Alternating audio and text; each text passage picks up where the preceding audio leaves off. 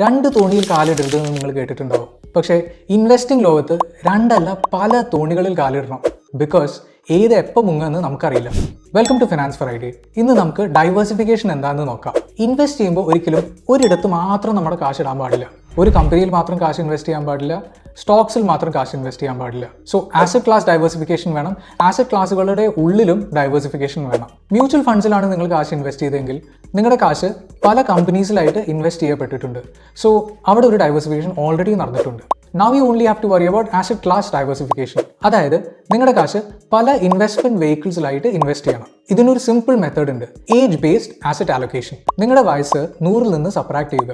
ഉത്തരം കിട്ടുന്ന നമ്പറിന്റെ പെർസെൻറ്റേജ് ആണ് നിങ്ങളുടെ ഇക്വിറ്റി അഥവാ സ്റ്റോക്ക് അലൊക്കേഷൻ പെർസെൻറ്റേജ് ആവേണ്ടത്. ഫോർ എക്സാമ്പിൾ, എനിക്ക് 34 വയസ്സാണ്. സോ ഈ മെത്തേഡ് പ്രകാരം എൻ്റെ ഇൻവെസ്റ്റ്മെന്റ്സിന്റെ 66% ആണ് ഞാൻ ഇക്വിറ്റീസിൽ ഇൻവെസ്റ്റ് ചെയ്യേണ്ടത്. ഈ മെത്തേഡ് ഫോളോ ചെയ്ത് കഴിഞ്ഞാൽ സ്റ്റോക്ക് മാർക്കറ്റ് വോളറ്റിലിറ്റി മൂലം ഉണ്ടാകുന്ന ഫ്ലക്ച്വേഷൻസ് നമ്മുടെ ടോട്ടൽ ഇൻവെസ്റ്റ്മെന്റ് അമൗണ്ടിനെ അധികം എഫക്ട് ചെയ്യില്ല.